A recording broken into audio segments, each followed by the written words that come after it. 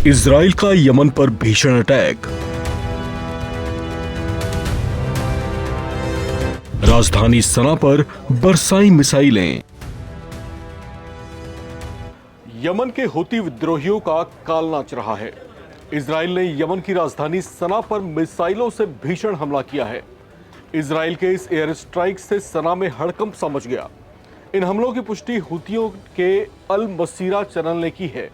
आपको बता दें कि इजराइल की ओर से यह कार्रवाई तब की गई जब कुछ दिन पहले ही हूती विद्रोहियों ने इजराइल पर क्लस्टर बमों से हमला किया था, जिसके जवाब में इजराइल ने ऐसा एयर स्ट्राइक किया है जिससे वो दहल उठा।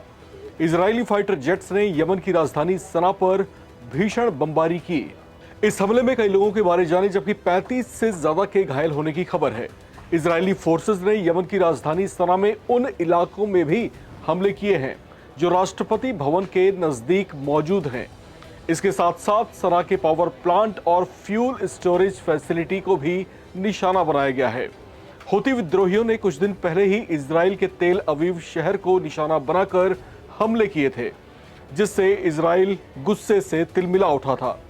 उस हमले के जवाब में ही इजराइल ने हूतियों को सबक सिखाते हुए सीधे राजधानी सना को ही निशाना बना लिया।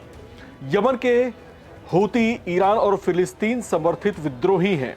ये वही हूती विद्रोही हैं जो इजराइल और गाजा के हमास लड़ाकों के बीच युद्ध के दौरान इजराइल को आंखें दिखा रहे थे और हमास को बैकडोर सपोर्ट भी कर रहे थे।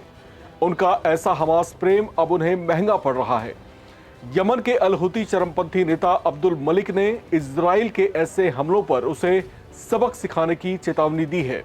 सना पर हमले को लेकर इजरायली रक्षा मंत्री ने बताया कि इस ऑपरेशन में 14 फाइटर जेट्स को प्रयोग में लाया गया था और इलाके में लगभग 40 बम बरसाए गए थे, जिसके निशाने पर खास तौर से उसके महत्वपूर्ण स्थल और राष्ट्रपति भवन के आसपास के इलाके थे।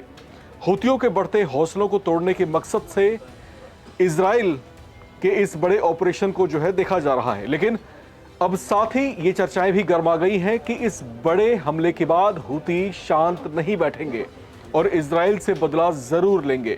कुछ समय पहले ही हूती विद्रोहियों ने इजराइल पर बैलिस्टिक मिसाइलें दागी थी। हालांकि उन मिसाइलों को इजराइल की वायु सुरक्षा प्रणाली ने बीच हवा में ही नष्ट कर दिया था, लेकिन उसके बाद पूरे देश में अलर्ट जारी कर दिया गया था। संभावनाएं जताई जा रही हैं कि हूती इजराइल पर इससे भी बड़ा हमला कर सकते हैं।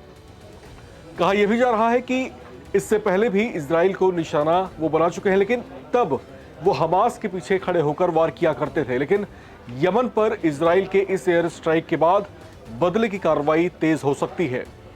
पिछले कुछ महीनों से उनका ये आक्रामक रुख तब देखने को मिल रहा है जब कथित तौर से अमेरिका के बढ़ावा देने पर इजराइल ने यमन और गाजा को एक साथ निशाना बनाना शुरू कर दिया था, जिसका हूतियों ने भी अब अपने तरीके से माकूल जवाब देना शुरू कर दिया है।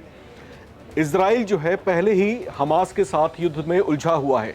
ईरान के साथ उसकी तनातनी चल रही है। अब यहाँ पर हूती विद्रोहियों के साथ भी आमने सामने की जो रणशैली वो कहीं ना कहीं इस बात का संकेत दे रही है कि विवाद आगे तूल पकड़ सकता है, क्योंकि अमेरिका पहले ही यमन में जो हूती विद्रोही हैं उनको चेता चुका है कि वो हमास के लड़ाकों से या फिर उनको बैकडोर सपोर्ट देना बंद करे, वरना उनको बुरा खामियाजा भुगतना पड़ेगा।